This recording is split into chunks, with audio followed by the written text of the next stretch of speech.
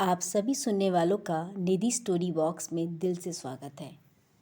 आज फिर आपके साथ इंटरेस्टिंग स्टोरीज का कारवां आगे बढ़ाते हैं। एक राजा था जो कि बहुत कंजूस और आलसी था। राज्य के सभी लोग उसकी कंजूसी और आलसपने से उकता चुके थे। वह कभी भी किसी को इनाम या दान नहीं देता था। प्रजा के लोग आपस में अक्सर बातें किया करते थे, कैसा राजा है, अभी तक ना तो राजकुमार को ही युवराज घोषित किया है और ना ही विवाह योग्य राजकुमारी की शादी की। लोग तो ये भी कहते कि यह सब तो राजा का पारिवारिक मामला है, परंतु राजा ना तो अपने राज्य के विकास और विस्तार के लिए कुछ करता है और ना ही प्रजा की सुख सुविधाओं का कोई ध्यान रखता है। एक दिन राज्य में एक नर्तक नर्तकी का जोड़ा आया। राज दरबार में अपनी कला के प्रदर्शन की इच्छा से उस जोड़े ने राजा के पास जाकर कहा, राजा जी, आपकी अनुमति हो तो हम आपको अपना नृत्य दिखाना चाहते हैं। हमें बदले में आपसे कुछ नहीं चाहिए। राजा ने कहा, ठीक है, अगले दिन आओ और दरबार में आकर अपनी कला का प्रदर्शन करो। राजा ने मन ही मन सोचा कि मुझे कुछ देना भी नहीं पड़ेगा और मनोरंजन भी हो जाएगा।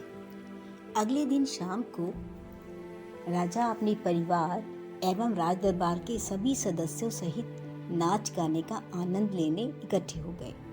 पास ही एक साधु ठहरे हुए थे, उन्हें भी बुलाया गया। नर्तक नर्तकी ने आकर अपना नाच गाना शुरू कर दिया। सारी रात यह कार्यक्रम चल रहा था। उन्होंने अपनी कला से सबका मन मोह लिया, लेकिन उनके हाथ अब तक कोई इनाम नहीं लगा था। उन्हें लगने लगा कि अब सुबह होने को है, लेकिन कोई लाभ मिलता नजर नहीं आ रहा है। राजा के आलस और उसकी कंजूस प्रवृत्ति की जानकारी भी उन्हें पहले से थी। नर्तक समझ गया, हमें यहाँ कुछ मिलने वाला नहीं है, हमारी मेहनत यूं ही बेकार चली जाएगी। नाचते नाचते वह गुस्सा दिखाता हुआ गाना गाने लगा। तबला बोले धृग है, खंजनी पूछे किनको किनको। तबला बोले धृग है, खंजनी पूछे किनको किनको। इनको इनको इनको इनको इनको इनको इनको इनको। औरत अपने पति के गीत के भाव को समझ गई और उस हिसाब से उसने अपने हाव भाव दिखाने शुरू कर दिए। राजा, राजकुमारी, राजकुमार और साधु सभी की ओर इशारा भी कर दिया। यह देखकर सब लोग समझ गए कि धृग है यानी कि धिक्कार है। इन चारों को धिक्कार है। यह सुनकर राजा को गुस्सा आने लगा। नर्तकी भी कम समझदार न थी। वह तुरंत राजा के गुस्से को भांप गई और उसने सोचा कि ऐसे तो मेरा पति सारा काम खराब कर देगा और अब सुबह होने में थोड़ा ही समय बचा है। भले ही राजा हमें कोई भेंट दें या न दें, परंतु दंड मिलने की पूरी संभावना है। उसने बात को संभालते हुए तेज स्वर में गाना शुरू कर दिया। बहु बीती थोड़ी रही, पल पल गई बिहाए, एक घड़ी के कारणे ना कलंक लग जाए, भई ना कलंक लग जाए। नर्तकी इशारे से अपने पति को समझाने लगी कि अब रात बीतने वाली है, थोड़ी रह गई है, आखिरी पहर चल रहा है, तू थोड़ा धीरज धर ले। अगर कुछ गलत हो गया ना तो दंड का कलंक लग जाएगा और सारी मेहनत खराब हो जाएगी। ऐसा सुनते ही राजकुमारी ने तुरंत अपने हाथों के कंगन उतारकर उनको दे दिए और राजकुमार ने अपने गले से कीमती हार उतार कर दे दिया। वहीं आमंत्रित साधु के पास एक कंबल था वह भी उन्होंने दे दिया। यह सब देखकर राजा बहुत हैरान होने लगा और मन ही मन उसे गुस्सा आने लगा, पर उसने कुछ भी न दिया। कलाकारों के विदा होते ही राजा ने सबको बुलाकर पूछा कि आप सबने उन्हें भेंट क्यों दी। राजकुमार ने कहा, महाराज, बात ऐसी है कि मैं आपके व्यवहार से बहुत दुखी था और आज रात को ही मैं आपका वध करने वाला था और फिर स्वयं को राजा घोषित कर देता। किंतु जैसे ही नर्तकी ने गाया, बहु बीती थोड़ी रही, पल पल गई बिहाय, एक घड़ी के कारणे ना कलंक लग जाए, ना कलंक लग जाए।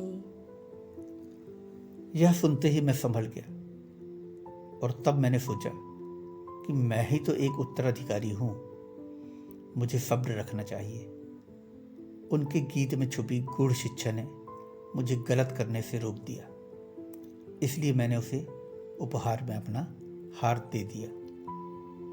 राजकुमारी ने सकुचाते हुए कहा, पिताजी, मेरी आयु विवाह योग्य हो गई है, पर आपने कभी इस विषय में कोई कदम ना उठाया, इसलिए मैंने मन ही मन में मंत्री जी के पुत्र से विवाह करने का निश्चय कर लिया था और फिर हम यहाँ से कहीं दूर चले जाते।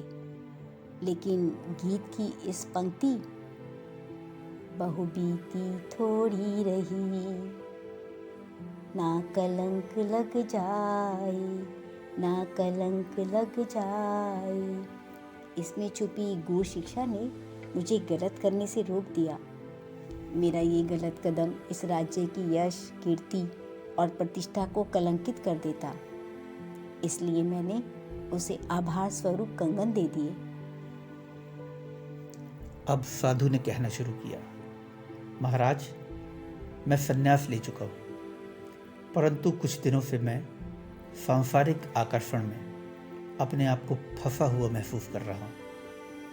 परंतु गीत की ये पंक्तियाँ, बहु बीती थोड़ी रही, ना कलंक लग जाए, ना कलंक लग जाए, इसने जैसे मेरी खोई हुई चेतना को पुनः जागृत कर दिया हो।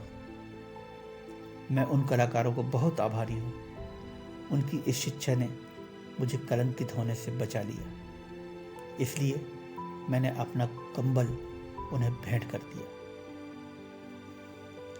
यह सब सुनकर राजा की चेतना जागृत हुई, उसे अपनी गलती का एहसास हुआ और राज सुख त्याग कर साधु के संग संन्यास पथ पर चल दिया। इस कहानी से हमें तो यही लगा कि अधीर होकर हमें जल्दबाजी में कोई फैसला नहीं लेना चाहिए, जिसके बाद से हमें पछताना पड़े। आपकी क्या राय है इस बारे में? कमेंट बॉक्स में लिखना ना भूलें। कहानी पसंद आई हो तो लाइक ज़रूर करें, चैनल को सब्सक्राइब करें। इससे भी ज़रूरी अपना ध्यान रखना ना भूलें।